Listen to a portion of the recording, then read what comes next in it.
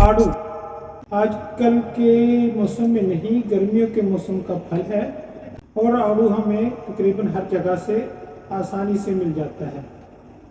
آج ہم انشاءاللہ اس پھل کی افادیت اور اس کے تفصیلی اور اس کے نقصان کے بارے میں جانیں گے۔ یہ پھل بچوں کے پیٹ کے کیڑوں کے لیے بہترین علاج ہے۔ چھوٹے بچوں کو یہ کھانے کا شوق پیدا کرتا ہے۔ اس میں شکر، لحمیات اور لوہا، فاسفورس جیسے قدرتی اجزاء شامل ہوتے ہیں۔ آڑو جیسے لذیذ پھل میں کئی امراض کا علاج پوشیدہ ہے۔ معدے اور جگر کو طاقت دینے والے پھل کا مزاج تقریباً سرد ہے، لہذا گرمیوں میں پریشان کر دینے والی پیاس کو کم کرتا ہے۔ سرد مزاج کے باعث ہائی بلڈ پریشر میں یہ بہترین علاج ہے۔ بھوک نہ لگنا، قبض کی شکایت اور مزاج کے چڑچڑے پن کا بھی اس میں علاج ہے۔ آڑو کی گٹھلی کا تیل کان کے درد اور پہلے پن کے لیے انتہائی مفید ہے۔ معدے میں تیزابیت کا شکار افراد کھانے کے آدھا گھنٹہ پہلے 2 آڑو کھا لیں تو معدے کی گرمی اور تیزابیت سے نجات پا لیں گے۔ اگر آڑو کو چھلکے سمیت کھائیں تو یہ قبض کشا ہے۔ ذیابیطس یعنی شوگر کے مریضوں کے لیے بھی انتہائی مفید ہے، اس لیے آڑو کھانے کے بعد ادرک کا مربع شہد ملا کر استعمال کریں۔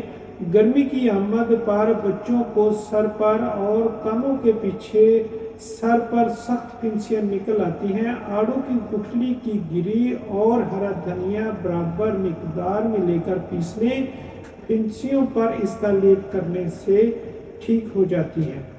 آڑو آسانی سے ہضم ہونے والا خوش ذائقہ پھل ہے، قبض کشا ہے کیونکہ نظام انہضام کو تحریک دیتا ہے۔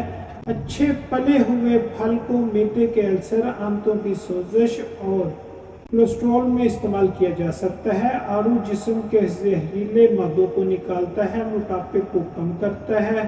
آڑو کے پودے کے مختلف اجزاء، پھل، بیج اور بیجوں کا تیل، پتے، چھال اور پھول اور گوند ادویاتی طور پر استعمال کی جاتی ہیں۔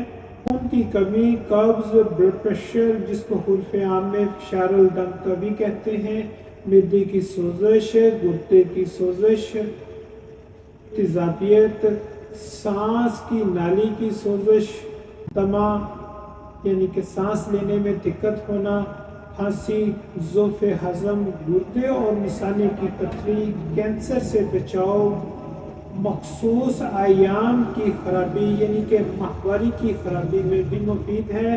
یہ مفید ویڈیو معلومات مفاد عامہ کے لیے، کیونکہ قومیں اللہ تعالیٰ کے فضل سے علم سے ہی ترقی کرتی ہیں، ہم میں اخلاص، احساس، صلہ رحمی، خیر خواہی لازم ہونی چاہیے۔ اللہ کے رسول صلی اللہ علیہ وسلم جب کوئی مسلم ہوتا تو اس سے اس بات پر قید لیتے کہ تم مسلمانوں کے خیر خواہ رہو گے۔ والسلام۔ اللہ تعالیٰ ہم سب کا حامی و ناصر، حدین رائے خالد و خانہ، چونک خارنے والا، غلہ گدام، ضلع اپاڑہ شہر۔